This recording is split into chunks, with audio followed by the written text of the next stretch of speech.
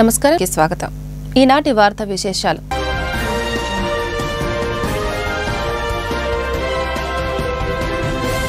జగజ్జీవన్ రామ్ స్వాతంత్ర సమరయోధుడే కాకుండా ఓ గొప్ప రాజనీతిజ్ఞుడని బీజేపీ రాష్ట్ర అధ్యక్షురాలు దగ్గుపాటి పురంధేశ్వరి ప్రశంస.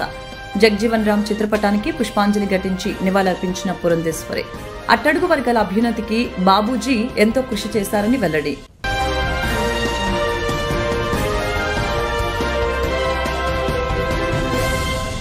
బాబు జగజ్జీవన్ రామ్ ఆశయాలకు అనుగుణంగా వెనుకబడిన వర్గాలు ఉన్నత స్థానంలోకి రావాలని సీఎం చంద్రబాబు P4 అనే విప్లవాత్మకమైన కార్యక్రమానికి శ్రీకారం చుట్టారని విజయవాడ ఎంపీ కేశినేని శివనాథ్ వెల్లడి. జగజ్జీవన్ రామ్ విగ్రహానికి పూలమాలలు వేసి నివాళులర్పించిన ఎంపీ P4 కార్యక్రమం వలన 40 లక్షల కుటుంబాలకు లబ్ధి చేకూరుతుందని వెల్లడి. బాబు జగజ్జీవన్ రాయ్ స్వతంత్ర సమరయోధుడే కాకుండా ఓ గొప్ప రాజనీతిజ్ఞుడని బీజేపీ రాష్ట్ర అధ్యక్షురాలు దగ్గుపాటి పురంధేశ్వరి కొనియాడారు. అట్టడుగుల వర్గాల అభ్యున్నతికి బాబూజీ ఎంతో కృషి చేశారని కీర్తించారు. జగజ్జీవన్ రాయ్ జయంతి సందర్భంగా బీజేపీ నేతలు ఆయనకు ఘన నివాళులర్పించారు.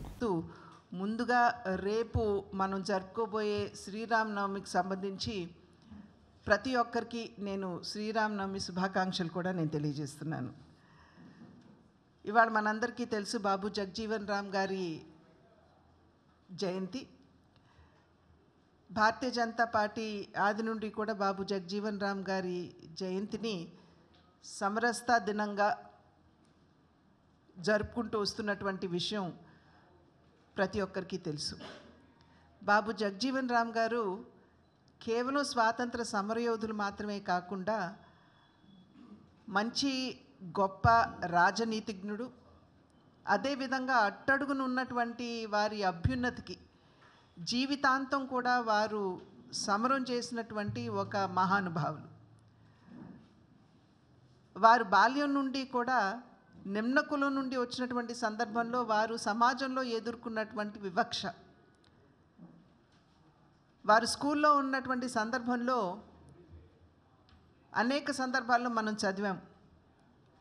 మంచినీళ్ళు తాగటానికి కూడా ఎస్సీ కులాల వారికి వేరే కుండ, అగ్రకులాల వారికి వేరే కుండ స్కూల్లో ఏర్పాటు చేసినటువంటి సందర్భంలో బాలుడుగా ఉన్నటువంటి నేపథ్యంలోనే ఈ వివక్ష తట్టుకోలేక మనం అందరం ఒకటే, మళ్ళీ కులాల వారీగా సమాజాన్ని విభజించడం సరికాదు అనేటువంటి ఒక స్పృహతోటి వారు బాల్యంలోనే ఆ కుండని పగలగొట్టి వారికి ఉన్నటువంటి చైతన్యాన్ని వారు అప్పుడే నిరూపించుకున్నారు.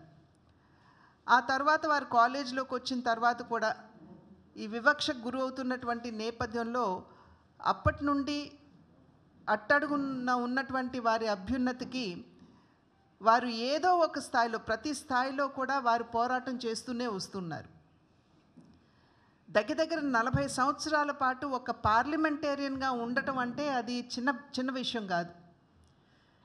కానీ అంతరాయం లేకుండా 40 సంవత్సరాల పాటు వారు పార్లమెంట్లో ఉండటం మాత్రమే కాకుండా 30 సంవత్సరాలు వారు మంత్రిగా వారి సేవల్ని దేశానికి అందించారు. ప్రతి మంత్రిత్వ శాఖ ఎక్కడ వారు బాధ్యతని స్వీకరించినా ఆ మంత్రిత్వ శాఖకి వన్నె తెస్తూ వాటిలో చక్కటి మార్పులు తీసుకుని వస్తూ, వాటికి ఉదాహరణ తెలియజేయాలంటే మనం ఇప్పుడు చూస్తున్నటువంటి పీడిఎస్ సిస్టమ్ ఏదైతే ఉందో, ఫే ప్రైస్ షాప్స్ అని ఏదైతే అనుకుంటామో దాన్ని కూడా వారు సివిల్ సప్లైస్ మంత్రిగా ఉన్నటువంటి సందర్భంలో ప్రవేశపెట్టారు అనేటువంటి విషయం మనం ఇక్కడ గుర్తు చేసుకోవాల్సినటువంటి అవసరం చాలా ఉంది. కనుక ఆ రకంగా అనేకమైనటువంటి విప్లవాత్మకమైనటువంటి ఆలోచనలతోటి మార్పులు తీసుకుని వస్తూ దేశానికి వారు సేవను అందిస్తూ వచ్చారు. 1977వ సంవత్సరంలో వారు కాంగ్రెస్ నుండి రిజైన్ చేయటం, జనతా గవర్నమెంట్లో వారు బాధ్యతలు స్వీకరించడం, ఆ తర్వాత వారు పరంపదించారు. కనుక వారు దేశానికి అందించినటువంటి సేవ ఏదైతే ఉందో, నిమ్న కులాలకి వారు అందించినటువంటి సేవ ఏదైతే ఉందో దాన్ని స్ఫూర్తిగా తీసుకుని భారతీయ జనతా పార్టీ నాయకత్వంలో ఉన్నటువంటి, అధికారంలో ఉన్నటువంటి ఎన్డీఏ కూటమి కేంద్రంలో ఎస్సీ కులాల వారి యొక్క అభ్యున్నతిని ఆకాంక్షిస్తూ అనేక కార్యక్రమాలు 2014 అధికారం చేపట్టిన నాటి నుండి నేటి వరకు కూడా అనేక కార్యక్రమాలు చేస్తూ వస్తున్నారు. దానిలో ప్రధానంగా మనం చెప్పాలంటే ఒకటి, మనకి ఈ ఇళ్ళు కేటాయిస్తున్నటువంటి సందర్భంలో ప్రధానమంత్రి ఆవాస్ యోజన కింద ఇళ్ళు కేటాయిస్తున్నటువంటి సందర్భంలో మహిళల పేరున ఇళ్ళు కేటాయించడం మాత్రమే కాకుండా ఎక్కువ శాతం ఎస్సీ కులాలు ఎస్టీ కులాల్లో ఉన్నటువంటి వారికి ఇళ్ళు కేటాయించినటువంటి విషయం మనం ఇక్కడ గమనించాలి. అదేవిధంగా స్కాలర్షిప్ స్కీమ్స్, వారి చదువుల్లో కూడా అద్భుతంగా ముందుకు వెళ్ళాలి అనేటువంటి ఆలోచనతోటి స్కాలర్షిప్ స్కీమ్స్, దీనికి తోడు స్టార్టప్ ఇండియా, స్టాండప్ ఇండియా అనేటువంటి 2 ప్రతిష్టాత్మకమైనటువంటి కార్యక్రమాలు నరేంద్ర మోడీ గారు తీసుకురావడం జరిగింది. ఈ చిన్న కులాల్లో ఉన్నటువంటి బిడ్డలు కేవలం ఉపాధి వెతుక్కుంటూ వెళ్ళేవారు మాత్రం వారుగా మిగిలిపోకుండా 10గురికి ఉపాధి కల్పించే స్థాయిలో వారు ఉండాలి, ఔత్సాహికమైనటువంటి పారిశ్రామికవేత్తలుగా వారిని తీర్చిదిద్దాలి అనేటువంటి భావనతోటి స్టార్టప్ ఇండియా, స్టాండప్ ఇండియా అనేటువంటి 2 కార్యక్రమాలని నరేంద్ర మోడీ గారు ప్రవేశపెట్టడం జరిగింది. ఇది ఎస్సీ ఎస్టీ కులాల్లో ఉన్నటువంటి యువకులు బాబు జగజ్జీవన్ రాయ్ ఆశయాలకు అనుగుణంగా వెనుకబడిన వర్గాలు ఉన్నత స్థానంలోకి రావాలని ముఖ్యమంత్రి చంద్రబాబు నాయుడు P4 అనే విప్లవాత్మకమైన కార్యక్రమానికి శ్రీకారం చుట్టారని విజయవాడ ఎంపీ కేశినేని శివనాథ్ తెలిపారు. P4 కార్యక్రమం వల్ల 40 లక్షల కుటుంబాలకు లబ్ధి చేకూరుతుందని, అట్టడుగున ఉండే 20% మంది పేదలకు, ధనికులుగా ఉండే 10% మంది విద్య, వైద్య, ఇతర మౌలిక వసతులు, సహకారాలు అందించడమే P4 లక్ష్యమని తెలిపారు.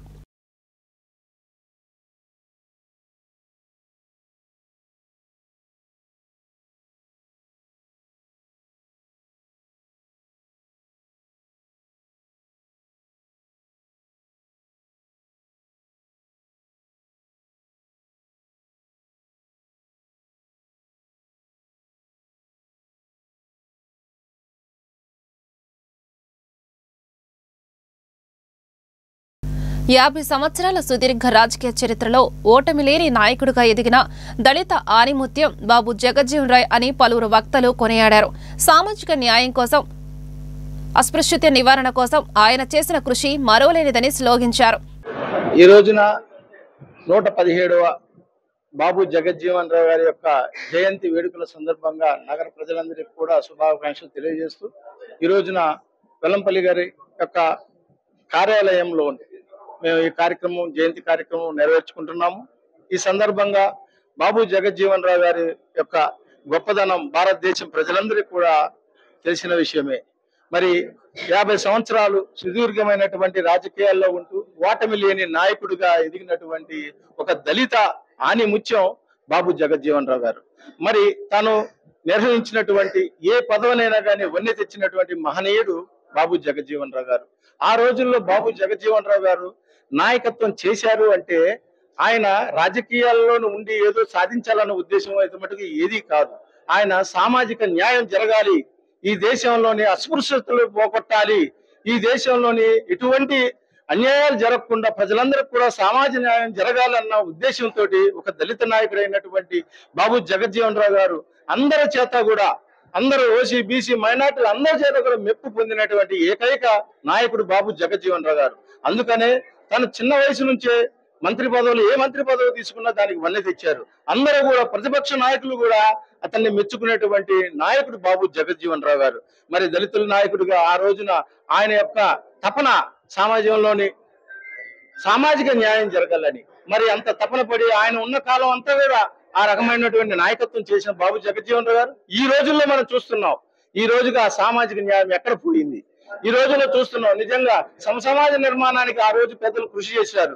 కానీ ఈ రోజు చూస్తున్నాము, గత 5 సంవత్సరాల్లో సామాజిక న్యాయం గురించి జగన్మోహన్ రెడ్డి గారు అనేక రకాలుగా పోరాటం చేశారు. విద్యా విధానాలు కానీ, వైద్య విధానంలో కానీ అనేక మార్పులు, సమాజానికి న్యాయం జరగాలని చెప్పేసి జగన్మోహన్ రెడ్డి గారు చాలా కృషి చేశారు. అంతేకాకుండా సమాజంలోని అస్పృశ్యత ఉండకూడదు అని చెప్పేసి అన్ని కులాలకు కూడా ఉప ముఖ్యమంత్రి పదవులు ఇచ్చి కూడా వాళ్ళ యొక్క ఉనికిని చాటి చెప్పినటువంటి మహనీయుడు జగన్మోహన్ రెడ్డి గారు.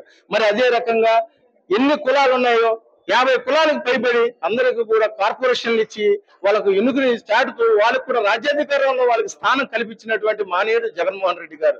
మరి ఆ పెద్దల యొక్క అడుగుజాడల్లో నడిచినటువంటి ఆ యొక్క విజయవాడ లాంటి రద్దీ నగరంలో పార్కులు, వాకింగ్ ట్రాక్లు తక్కువగా ఉన్నాయని ఎంపీ కేశినేని శివనాథ్ అన్నారు. కొంతమంది కాలనీవాసులు స్వచ్ఛందంగా ముందుకు వచ్చి ప్రభుత్వ సహకారంతో పార్కులు నిర్మించుకోవడం అభినందనీయమన్నారు. ప్రభుత్వం కూడా మౌలిక వసతులు కల్పిస్తుందన్నారు. ఎప్పటి నుంచో ఇక్కడ కాలనీ ఏర్పాటు చేసినప్పుడు ఈ స్థలం వాళ్ళ అవసరాలకి ఒక ఆహ్లాదకరమైన వాతావరణం ఏర్పాటు చేసుకోవడానికి ఆలోచిస్తే అది 25 సంవత్సరాల పాటు ఏదో ఆశ్రమం పెట్టి ఈ స్థలం కాలనీవాసులకి వినియోగంలోకి రాకుండా పోయింది. దాన్ని మా కార్పొరేటర్ గారు అప్పన్న గారు కౌన్సిల్లో తీర్మానం చేసి వారిని వికేట్ చేయించి ఇవాళ కాలనీవాసులకు ఉపయోగపడే విధంగా ఒక చక్కటి పార్కుని, దాంతోపాటు జిమ్ పరికరాలని, వ్యాయామం చేసే పరికరాలని, ఇంకొక చక్కటి భవన నిర్మాణం ఉంది. ఆ నిర్మాణాన్ని కూడా స్థానికుల అవసరాల కంటే ఇక్కడ ఉన్న చిన్న చిన్న ఫంక్షన్లకి వాటికి ఉపయోగపడే విధంగా ఇక్కడ ఈ యొక్క కాలనీ వాసులందరూ కూడా కలిపి దాన్ని ఒక మంచి ఫంక్షన్ హాల్గా చేసుకోవడానికి వాళ్ళు తీర్మానించుకున్నారు. దానికి ప్రభుత్వ పరంగా మా పార్లమెంట్ సభ్యులు కానీ, నేను కానీ, కార్పొరేటర్ గారు కానీ దానికి అనుకూలంగానే అధికారులతో మాట్లాడి వాళ్ళ అవసరాలకి ఉపయోగపడే దాన్ని చేస్తామని కూడా తెలియజేస్తా ఉన్నాను. ఇవాళ విజయవాడ నగరాన్ని అందంగా తీర్చిదిద్దాలనేది మన నారా చంద్రబాబు నాయుడు గారి యొక్క ఆలోచన. దానికి కావలసిన మౌలిక సదుపాయాలను కూడా కల్పన చేయాలని చెప్పి ఆయన ఆలోచించడమే కాకుండా ఎంపీ గారితో చర్చించడం జరిగింది. మీకు ఏమేం కావాలో, మీకు ఎక్కడ రోడ్లు కావాలి, ఎక్కడ ఏ నిర్మాణాలు కావాలి, ఎన్ని ఫ్లైఓవర్లు కావాలి, ఇవన్నీ కూడా ఒక మాస్టర్ ప్లాన్ వేసి కలెక్టర్ గారితో అధికారులతో చర్చించి ఒక మాస్టర్ ప్లాన్ ఇవ్వండి, దానిని అతి తొందరలో పూర్తి చేసే బాధ్యత 2-3 సంవత్సరాలు అవన్నీ కూడా పూర్తి చేసే బాధ్యత నేను తీసుకుంటానని చెప్పారు. అంటే అది మనం ఏం ఆయన అడగకుండానే ఆయన ఆలోచన చెప్పారు అంటే దీని మీద ఆయనకి ఎంత ఆలోచన ఉందో విజయవాడ నగరం మీద. ఆ రోజు 2014 విడిపోయిన రాష్ట్రం అప్పుడు మొట్టమొదటి సభలో విజయవాడని రాజధానిగా చేయబోతున్నామని విజయవాడనే రాజధాని అన్నారు తప్ప విజయవాడ నగరం రాజధాని కాబోతా ఉందని చెప్పి ఆయన అనౌన్స్ చేసేవాడు మేము అందరం కూడా ఎంతో సంతోషించాం. ఇవాళ రైతుల యొక్క త్యాగంతో 33,000 ఎకరాలు ఇంకా కూడా ఫారెస్ట్ ల్యాండ్ ఇవన్నీ కలిపి సుమారు 50,000 ఎకరాల్లో చక్కటి రాజధాని తయారవుతుంది. ఆయన ఆలోచనకు తగ్గట్టు రాజధాని తయారవుతోంది. 2-3 సంవత్సరాల్లో అమరావతి నగరం, విజయవాడ, అమరావతి, గుంటూరు ఇవన్నీ కూడా రాజధాని నగరంగా, గొప్ప నగరంగా తీర్చిదిద్దబడతా ఉన్నాయి. ప్రపంచంలో అన్ని దేశాల నుంచి కూడా టూరిస్టులు డైరెక్ట్గా అక్కడికి వచ్చి చూసే విధంగా అది తయారు చేయబడుతూ ఉంది.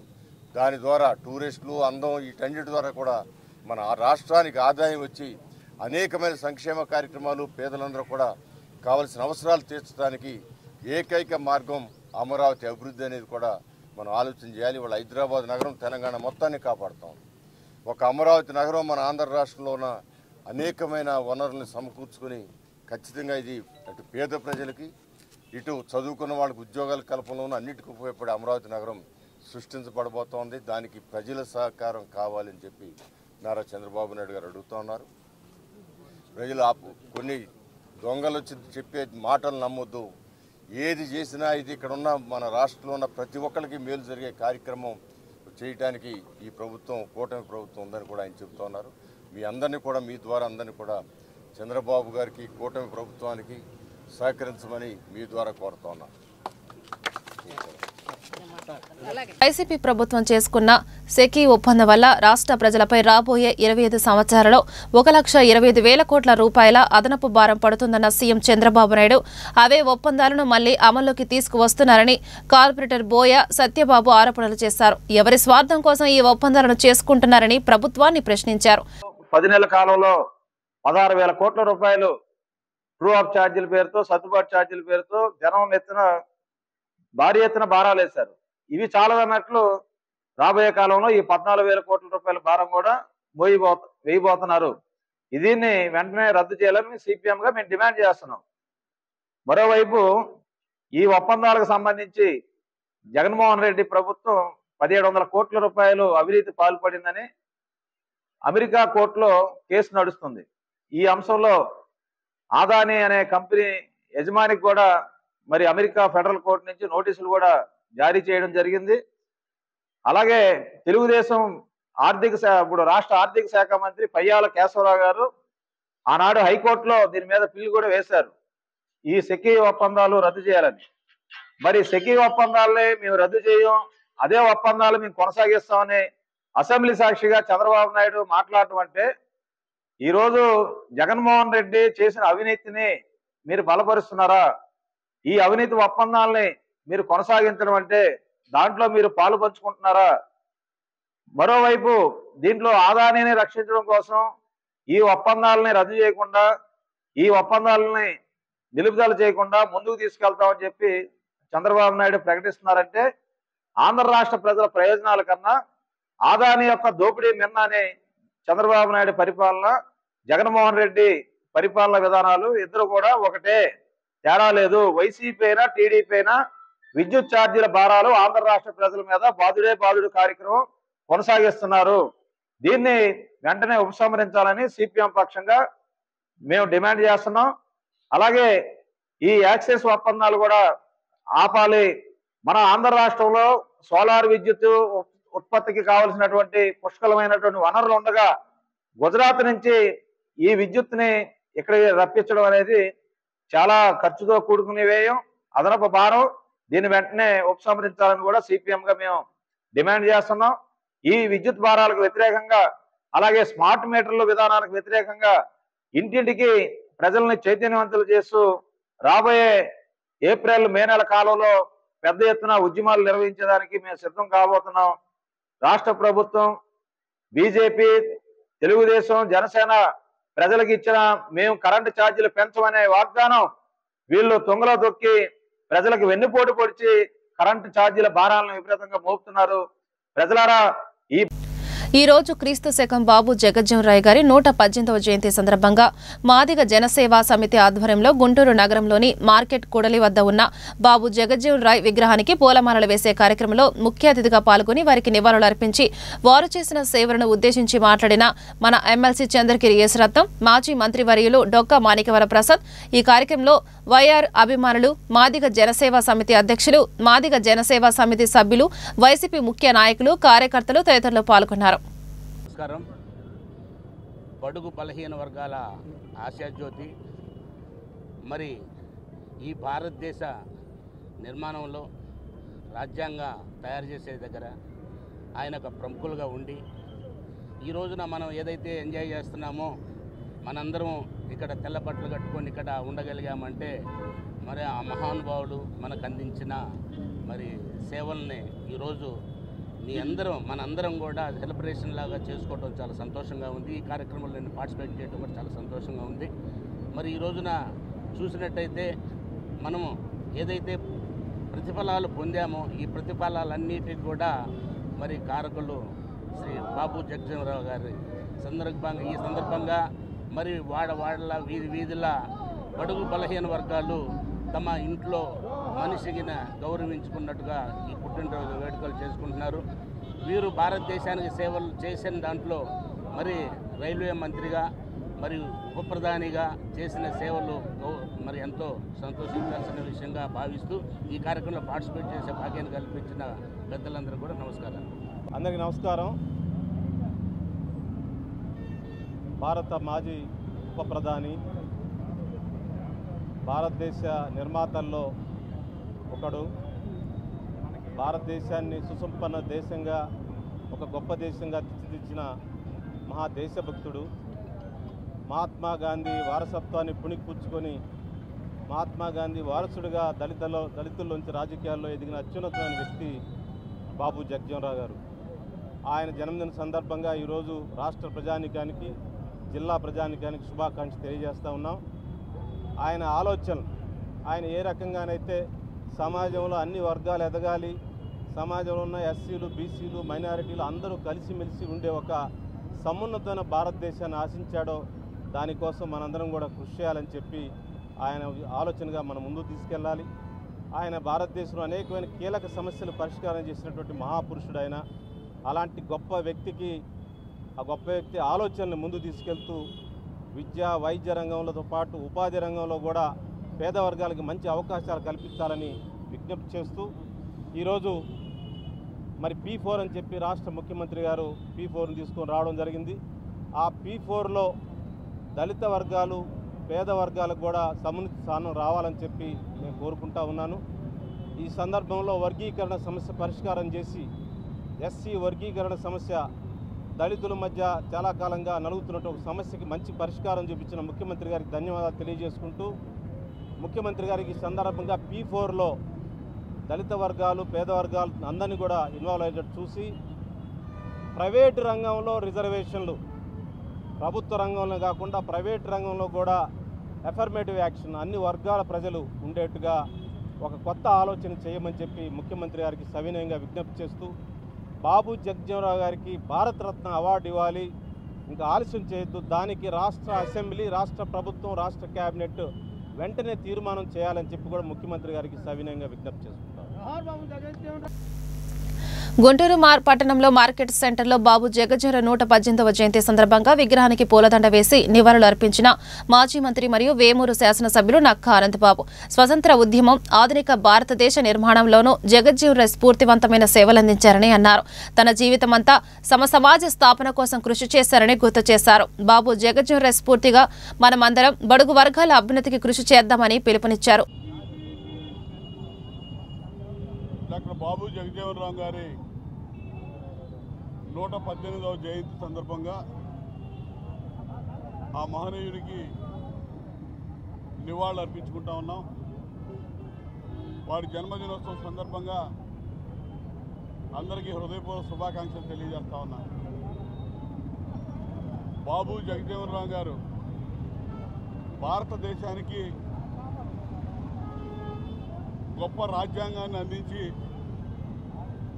డాక్టర్ బిఆర్ అంబేద్కర్ గారు దళిత వర్గాలకి నిమ్న వర్గాలకి అనేక రకాల మేళ్లు చేకూర్చే విధంగా రాజ్యాంగంలో పొందుపరిస్తే ఆ రాజ్యాంగానికి రక్షకుడిగా సుదీర్ఘ కాలం పార్లమెంటేరియన్గా ఒక రక్షకుడిగా రాజ్యాంగానికి నిలబడ్డటువంటి వ్యక్తి బాబు జగజ్జీవనరావు గారు.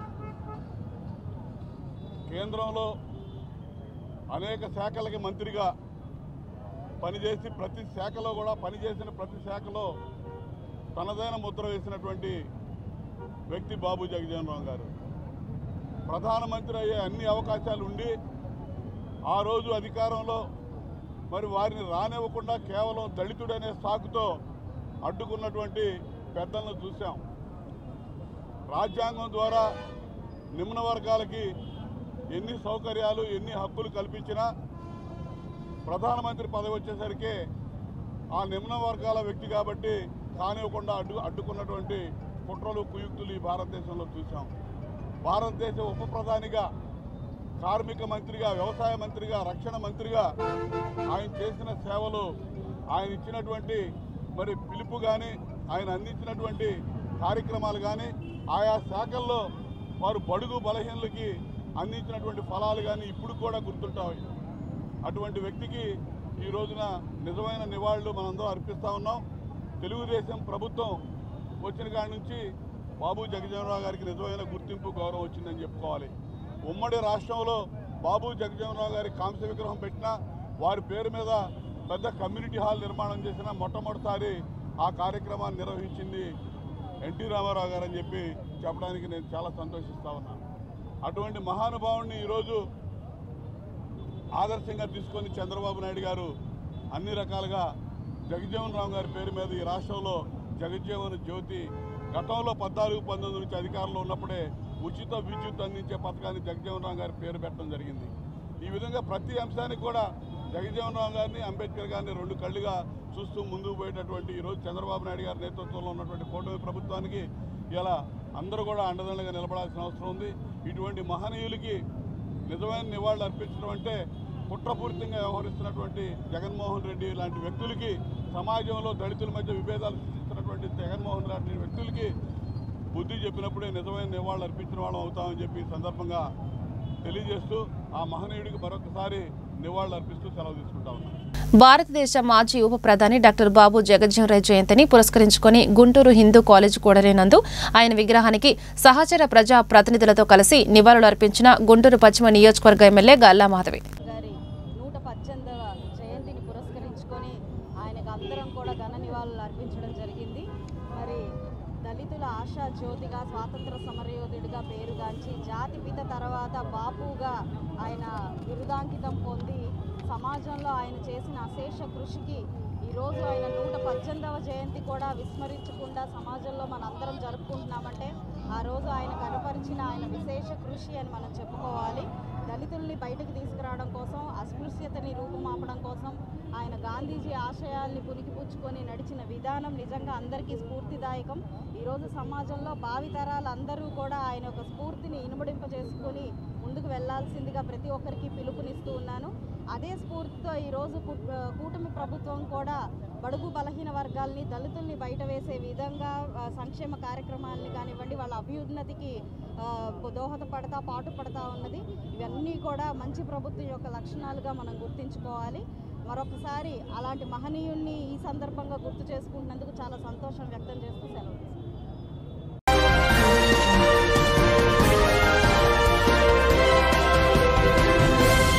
జగజ్జీవన్ రామ్ స్వాతంత్ర సమరయోధుడే కాకుండా ఓ గొప్ప రాజనీతిజ్ఞుడని బీజేపీ రాష్ట్ర అధ్యక్షురాలు దగ్గుపాటి పురంధేశ్వరి ప్రశంస. జగజ్జీవన్ రామ్ చిత్రపటానికి పుష్పాంజలి ఘటించి నివాళులర్పించిన పురంధేశ్వరి అట్టడుగు వర్గాల అభ్యున్నతికి బాబూజీ ఎంతో కృషి చేశారని వెల్లడి.